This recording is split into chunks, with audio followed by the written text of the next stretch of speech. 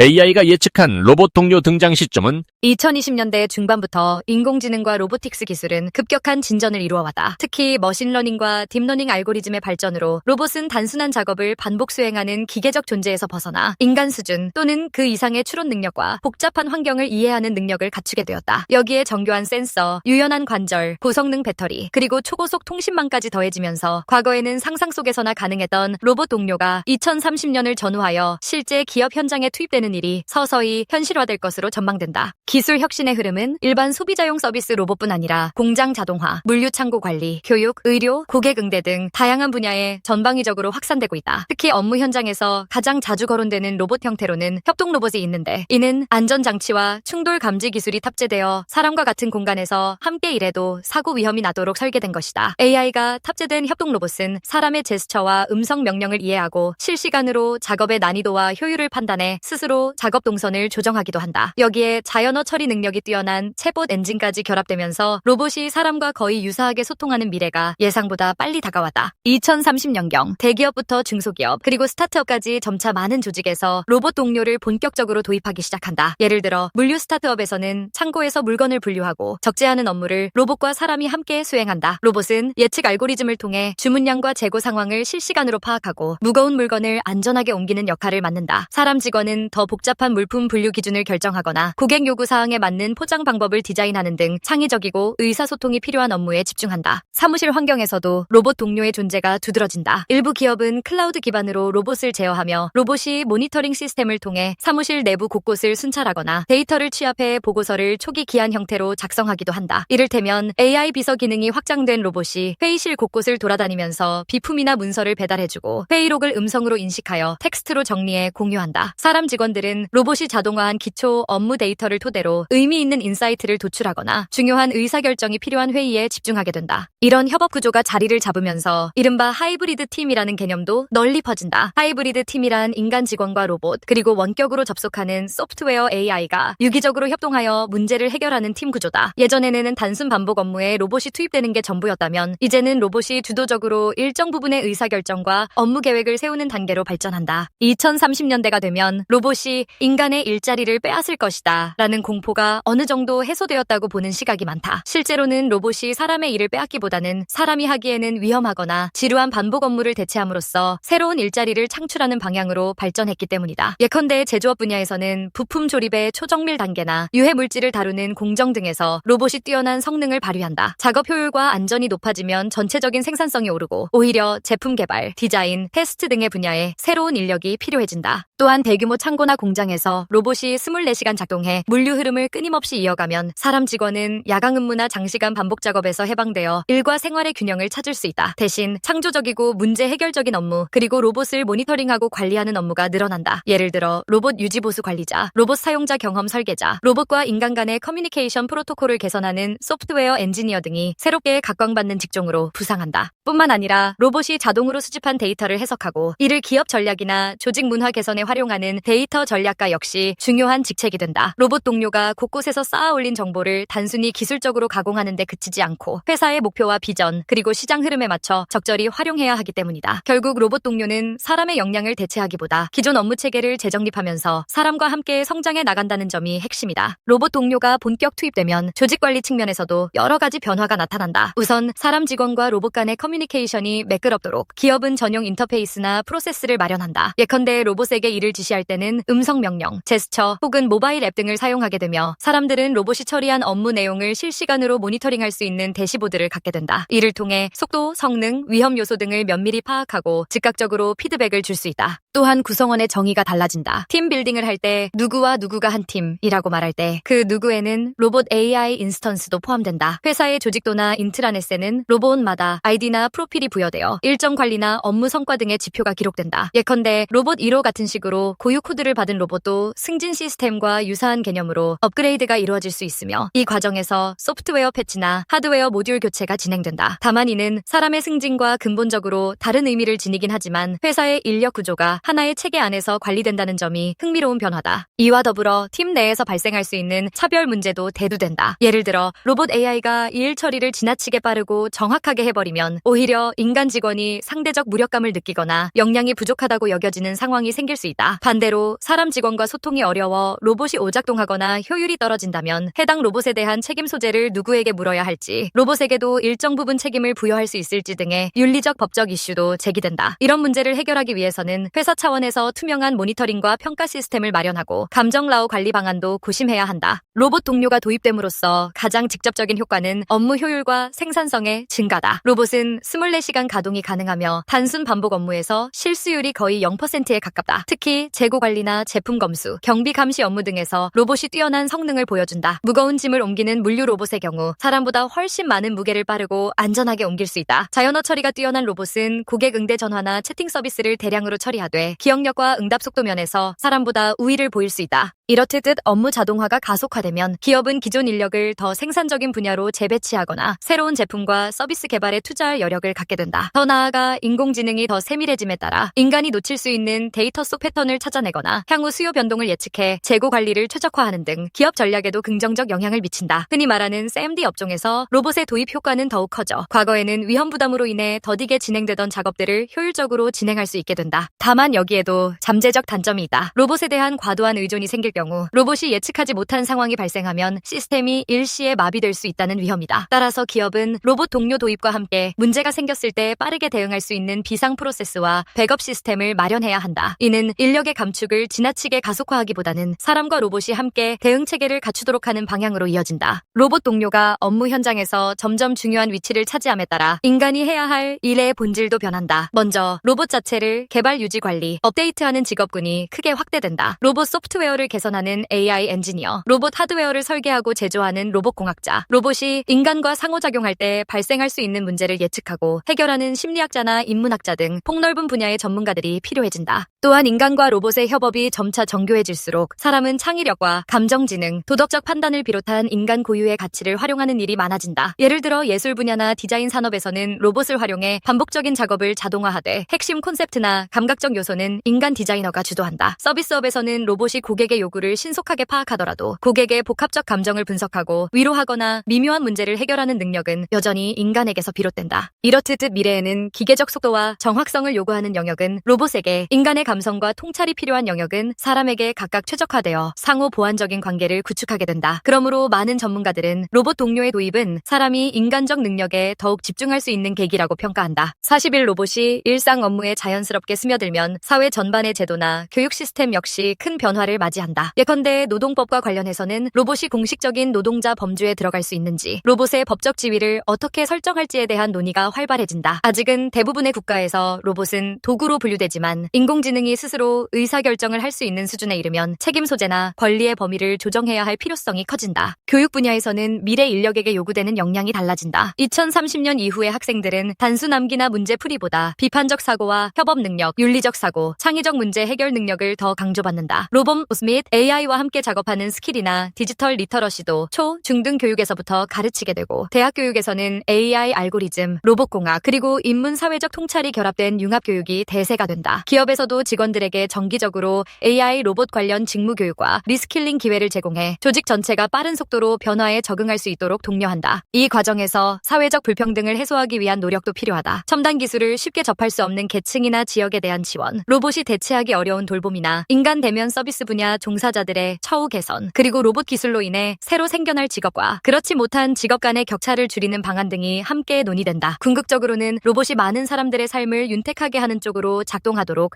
제도와 문화를 조율해야 한다는 공감대가 형성된다. 2030년을 기점으로 로봇 동료가 사람과 함께 일하는 풍경은 더 이상 공상과학 소설에서나 볼 수 있는 장면이 아니다. 로봇이 서류를 옮기고 차를 타고 자율주행으로 물류센터를 오가며 사무실에서는 회의실 주변을 순찰하거나 회의록을 정리하는 모습이 자연스러워진다. 사람들은 로봇을 기계로만 대하기보다는 함께 협력해야 하는 동료로 받아들이게 된다. 앞으로 기술이 더 발전하면 로봇의 모습과 능력도 더욱 다양해질 것이다. 인간형 로봇부터 사족보행 로봇, 공중을 부유하며 감시와 운송을 동시에 수행하는 드론형 로봇까지 업무 현장을 최적화할 수 있는 형태가 속속 등장할 것이다. 일부 전문가들은 인간의 신체 기능을 보완 확장해주는 웨어러블 로봇 시장이 폭발적으로 성장할 것이라고 내다본다. 이는 재활치료, 산업 현장의 중량물 취급 등에 이미 시범 적용되고 있어 미래에는 인간 노동의 한계를 로봇이 직접 착용 형태로 보완하게 될지 모른다. 물론 이런 미래가 장밋빛 전망만 있는 것은 아니다. 사람과 로봇 간의 충돌, 윤리적 논란, 프라이버시 침해, 사이버 보안 문제 등 다양한 이슈가 산적해 있다. 하지만 분명 분명한 사실은 인공지능과 로보틱스가 만들어갈 세상에서 로봇 동료가 업무 현장에 자리 잡는 흐름은 되돌리기 어려운 방향이라는 점이다. 이러한 변화 속에서 사람들은 무엇을 어떻게 잘할 수 있는지 끊임없이 고민하고 역량을 키워나가야 한다. 결론으로 2030년경 많은 기업과 조직에서 인간과 로봇의 협업은 선택이 아닌 필수가 될 가능성이 높다.